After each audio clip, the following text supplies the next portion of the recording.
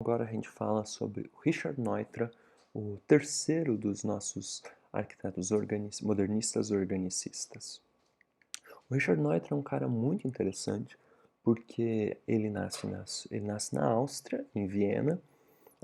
Ao longo da vida dele, assim como o Alvar Aalto, ele é uma geração um pouquinho mais nova, né, que os outros arquitetos modernistas, mas ele vai estudar lá, ele vai entrar em contato com todo aquele modernismo funcionalista que existia na Europa Central, o que estava acontecendo na Bauhaus, o que estava acontecendo na, na França, na Alemanha, e ele conhece isso, mas ele se muda para os Estados Unidos, ele vai morar na costa oeste dos Estados Unidos, lá próximo da região da Califórnia, e lá ele vai então é, revisar um pouco da forma como ele entende a arquitetura. Ou seja, ele tem uma formação muito ligada ao modernismo funcionalista mais radical.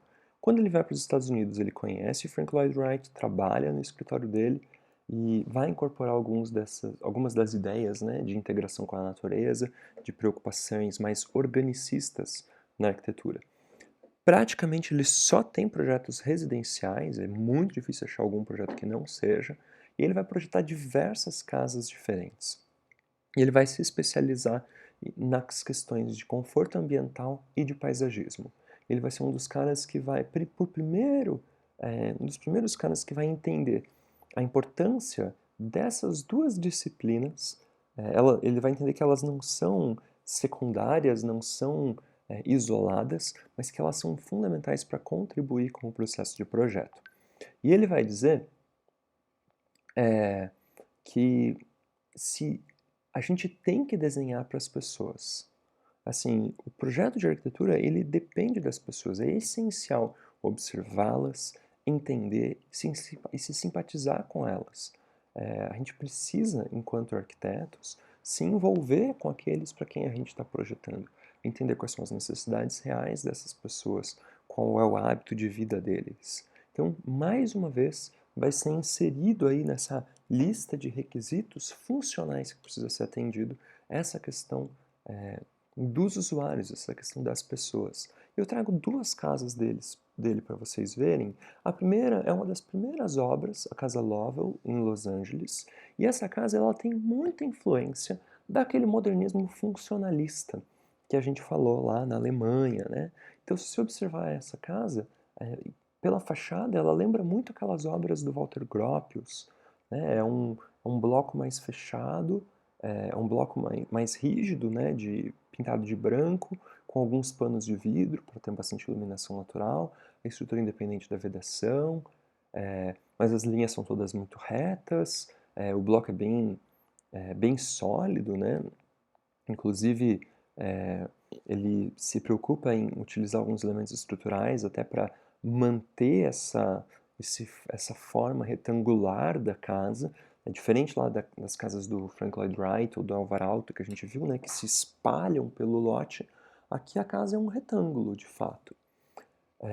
Então existe aquela influência toda da Europa Central que a gente viu, do modernismo funcionalista, mas no interior ele já começa a inserir um pouco é, alguma preocupação um pouco diferente, assim, um pouco dessa questão, dessa relação com o ambiente natural, essa relação com a construção dos espaços, a integração entre eles. Só para vocês terem uma noção, essa casa é um pouquinho difícil da gente entender como ela se estrutura pela planta, né, ou simplesmente por uma foto, porque ela está num terreno muito acidentado e que ela tem como se fosse aqui uma casa de visitas, uma casa de hóspedes, é uma casa bem grande. Então aqui a gente tem o bloco principal que a gente tinha visto na primeira imagem. Aliás, aquele corredor de circulação passava por aqui, aqui por trás. E, e o que está acontecendo aqui é justamente é, essa preocupação em si. Então, erguer a casa sob pilotis para compensar o desnível do terreno, fazer uma cobertura plana, janela em fita. Percebe? 5 pontos da arquitetura moderna. E esses espaços integrados aqui, possibilitados, então, por essa planta livre. E quando a gente olha a planta dele, lembra muito até aquelas plantas do Mies van der Rohe, né? Em que ele usava planos ortogonais, paredes perpendiculares entre si, para delimitar os espaços. Então aqui ele delimita talvez uma área de cozinha, da sala. Às vezes os planos eles nem continuam até o final, porque eles já ajudam ali a limitar os espaços e tudo mais. E de fato essa é uma característica que vai se manter na obra do Neutra. Mas ó, de 29 para 46, ele então vai desenvolver ainda mais essa linguagem arquitetônica. Ele vai tentar incorporar uma, outras questões, justamente aquilo que a gente estava vendo o Frank Lloyd Wright fazendo, por exemplo, a relação com a natureza. E essa casa é muito interessante porque ela foi feita para a mesma família que contratou o Frank Lloyd Wright para fazer a Casa da Cascata, a família Kaufmann. A Casa da Cascata é uma casa mais na costa leste dos Estados Unidos e essa aqui na costa oeste, na Califórnia, uma região de clima mais tropical, que nessa época o período em que a indústria do cinema está se desenvolvendo, a Califórnia está passando por um dos seus maiores períodos de desenvolvimento, vai ter muita gente com muito dinheiro lá, e ele vai então ser convidado, vai ser é, contratado diversas vezes para projetar casas fantásticas, nas quais ele vai testar essas variedades, essas possibilidades dos sistemas estruturais e tudo mais. Como a gente pode perceber, eu vou pular direto para a planta, só para vocês perceberem a evolução compositiva. Então, percebe que aqui nessa casa ele já não está mais preocupado em inserir a planta toda dentro de um retângulo. Assim como a Ville Savoie, assim como o pavilhão Barcelona, que se inseria todo dentro de um retângulo, né, a Bauhaus. Aqui não, aqui a casa se distribui no lote, tentando tirar o máximo partido possível das montanhas, que a gente vê lá no fundo, das vistas da natureza, do deserto. Então, hora ela se abre para um lado, para a piscina, a hora ela se abre para o outro. Aqui ela tem uma vista distinta, que dá inclusive privacidade para esses quartos.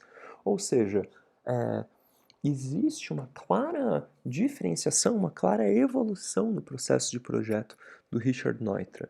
Assim como eu estou conduzindo essa aula, né, e a gente sai do modernismo funcionalista mais rígido, que começa a incorporar um pouco dessas outras questões tanto na disposição de planta, na disposição dos espaços, na volumetria da construção, quanto no uso dos materiais de revestimento e na integração com o paisagismo, na integração com o ambiente externo.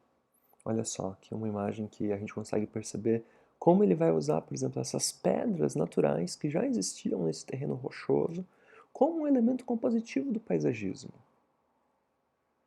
Algumas plantas de deserto, ó, com exceção dessa parede de vidro, praticamente não existe separação, até porque o vidro vai lá de cima até embaixo, não existe separação entre o que está dentro e o que está fora. Ele vai usar então tijolos, tijolos aparentes, ele vai usar em alguns lugares madeira, nas outras fotos aparecia um pouco melhor a madeira. Para quê? Para tentar então construir uma casa que agora está relacionada com o entorno, uma casa cuja planta é resultado da forma como as pessoas usam cada um desses espaços. Por isso ela se espalha tanto. Por isso, muitas vezes, os espaços estão completamente integrados. Por quê? Para haver essa comunicação, para haver essa relação entre as áreas de estar, jantar, aqui a gente tem dois ambientes diferentes que se complementam com esse ambiente aqui que se abre para o jardim. Esse aqui também tem abertura direta visual aqui para a piscina, né? A cozinha, de certa maneira, consegue atender tanto a um quanto a outro. Então, é uma preocupação extremamente interessante que o Richard Neutra tem aqui no projeto dessas edificações. Justamente porque ele é um cara que trabalha principalmente com casas e, ao fazer essas casas, ele está tentando entender como cada uma das famílias lida com o seu hábito de vida, como cada uma das famílias trabalha com a sua rotina, as suas necessidades. E ele vai buscar, então, observá-las, entendê-las e projetar a casa, desenhar a casa que mais tem a ver com elas.